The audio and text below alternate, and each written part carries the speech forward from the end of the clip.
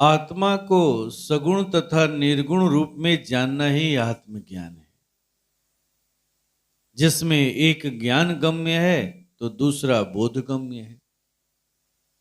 गुरु महाराज साहब कहते हैं कि एक मानव पिंड का साम्राज्य 14 प्रकार के इंद्रियों से सजा हुआ है, जिसमें पहला नंबर आता है 5 कर्म इंद्रियों का।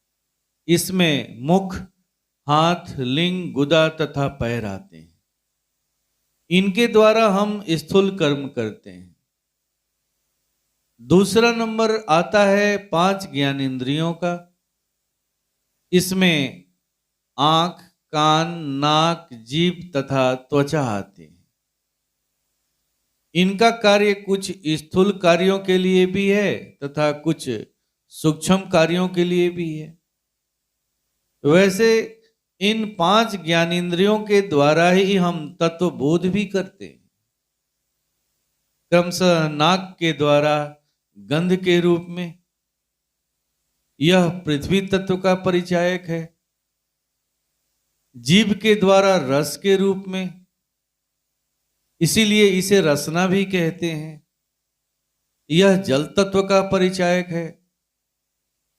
आंख के द्वारा रूप के रूप में, यह अग्नि तत्व का परिचायक है।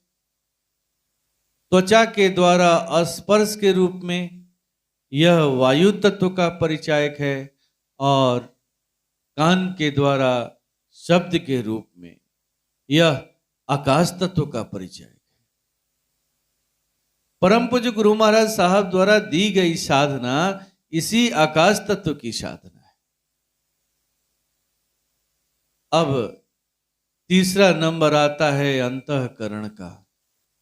जहां 4 अंतःकरण की बात होती है, वहां मन, बुद्धि, चित्त तथा अहंकार, इन चारों की चर्चा होती है। लेकिन अगर एक अंतःकरण की कहीं बात आती है तो वह बात केवल मन के लिए ही आती है, मन के लिए।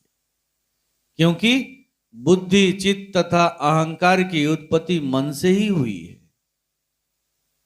इस तरह से एक मानव का जो पिंड है वह 14 प्रकार के इंद्रियों से सजा हुआ है। अब हम पहले अंतःकरण मन की चर्चा करते हैं। मन के संबंध में परम पूज्य गुरु महाराज साहब कहते हैं कि मन ही आत्मा का टुकड़ा है, जो बहुत ही शक्तिशाली है।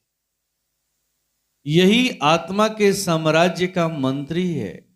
सब कुछ करता धरता यही है।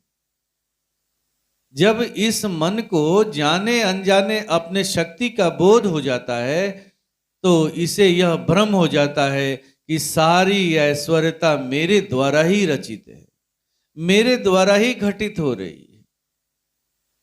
अब मन आत्मा से विमुख होकर के चलने लगता है और इस प्रकार से पूरे मानव पिंड पर वह अपना कब्जा जमा लेता है। इस तरह से इस मानव पिंड का संचालन अब मन ही के द्वारा होने लगता है। दूसरा अंतःकरण है बुद्धि। बुद्धि का काम निर्णय करना होता है। इसमें उसकी 3 शक्तियां सहायक हैं। पहली शक्ति है विवेक शक्ति, दूसरी शक्ति है स्मरण शक्ति और तीसरी शक्ति है निर्णय शक्ति। फिर तीसरे अंतःकरण का नंबर आता है चित्त का। चित्त एक स्टोर रूम की तरह है, जहां सारी अच्छी या बुरी चीजें जमा हैं। इसीलिए इसे कारण शरीर भी कहा जाता है। यही सभी चीजों का जन्मदाता है। यहीं से अच्छे या बुरे कर्म क्रियावान होकर के हमारे जीवन में आते हैं। और चौथा अंतःकरण है अहंकार। अहंकार का रोल इंद्रियों को आदेश देना है।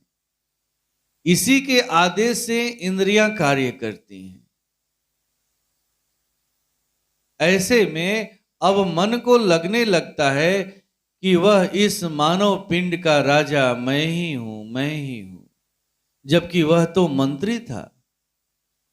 इस मन के द्वारा अपना अलग अस्तित्व कायम करने की वजह से आत्मा के ऊपर आवरण छाने लगता है, जिससे आत्मा का नूर कम होने लगता है।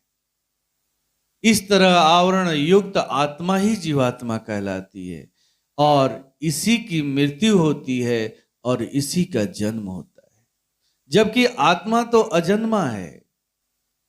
इसी जीवात्मा तथा आत्मा के बीच इस आवरण को मिटाने वाली कला का नाम ही साधना है, या इसे जो कुछ भी कह लें, पूजा कह ले, तप कह ले, सत्संग कह ले, यज्ञ कह ले, जो कुछ भी कह ले, ऐसी अवस्था में ही आत्मा का दर्शनीय रूप सगुण ब्रह्म के रूप में यानी गुरु के रूप में प्रकट होता है और मन के इस साम्राज्य को नष्ट कर डालता है। इसके लिए सबसे पहले साधना के समय वह बारी इन नेत्रों को बंद करने की बात कहता है, ताकि मन बाहरी जगत में खेलना बंद कर दे। फिर चित्त के ऊपर भी पर्दा डाल देता है। चित्त पर पर्दा पड़ते ही मन के खेलने के का जगह समाप्त हो जाता है। ऐसे में बुद्धि और अहंकार निठल्ले पड़ जाते हैं। फिर सारी की सारी इंद्रियां निस्तेज हो जाती हैं, क्योंकि इनका काम बंद हो जाता है। अब मन के पास आत्मा में विलय करने के अलावे कोई उपाय नहीं रह जाता। इस तरह गुरु मन को सरेंडर करा देता है, सरेंडर करा देता है। अगर आपका मन स्वेच्छा से तैयार हो जाता है तो बहुत ही अच्छी बात है, वरना गुरु जबरदस्ती सरेंडर करा देता है। इसी को कहते हैं गुरु जब चाहे, जिस क्षण चाहे, जिस समय चाहे वह सरेंडर करा सकता है। आप क्या सरेंडर करेंगे? गुरु जब चाहे सरेंडर करा सकता है। यही क्रिया हमारे साधना में भी होती है। जब गुरु द्वारा दिए गए मंत्र अथवा शब्द का उच्चारण हम करते हैं तो उससे पैदा होने वाला उनका सूक्ष्म स्वरूप, या यह कह लें कि उनकी वो ऊर्जा जिस ऊर्जा से उन्होंने कभी उस मंत्र को एक्टिव किया था, रिचार्ज किया था, वह तरंग के रूप में, स्पंदन के रूप में, प्रकाश के रूप में अथवा आनंद के रूप में प्रकट होने लगता है। जैसे ही मन की दृष्टि इस पर पड़ती है, आनंद का खोजी मन तुरंत इसकी ओर आकर्षित हो उठता है। अब इसके आकर्षण में मन जैसे ही ठहरता है, गुरु की ऊर्जा तुरंत मन को अपनी सवारी कराते हुए, सारे बाधाओं को तहस नहस करते हुए, सारे ऑब्स्टकल को पार करते हुए तुरंत परा क्षेत्र में प्रवेश कर जाती है, जो आत्मा का प्रदेश है, जहां सृष्टि की सारी आत्माएं एक है, या यह कह लें कि सृष्टि की सारी नियामक शक्तियों का जहां निवास है। इस तरह मन अपने पिता रूपी आत्मा की गोद में पहुंचकर तृप्त हो जाता है, तृप्त हो जाता है। अब आत्मा का नूर वापस चला आता है। वास्तव में आत्मा का नूर तो मन ही है, लेकिन मन के विमुख हो जाने के वजह से आत्मा जीवात्मा के रूप में बदल गई थी। इस तरह मन का मैं समाप्त हो जाता है। अब वह आत्मा का दास बन जाता है। इसी मन का नाम हनुमान है। याद रखें आप, हनुमान कोई और नहीं है, इसी मन का नाम हनुमान है। हनुमान एक बंदर जाति के थे। बंदर का गुण क्या है? तो चंचल होना। यही हमारे मन का स्वभाव है। जब हनुमान को राम का साथ मिलता है तो राम को पाकर हनुमान उनके दास बन जाते हैं, दास। अंतःकरण से तो दोनों एक ही हैं, लेकिन जब भी अलग अलग उनकी चर्चा होती है तो हनुमान दास के रूप में जाने जाते हैं तथा राम उनके इष्ट के रूप में जाने जाते हैं। और हनुमान का स्थान कहाँ है? तो राम के कदमों के पास, उनके चरणों में उनका स्थान है। मन ही हनुमान है और राम आत्मा है। इसी तरह गुरु जब चाहे जिसे चाहे समर्पण करा देता है।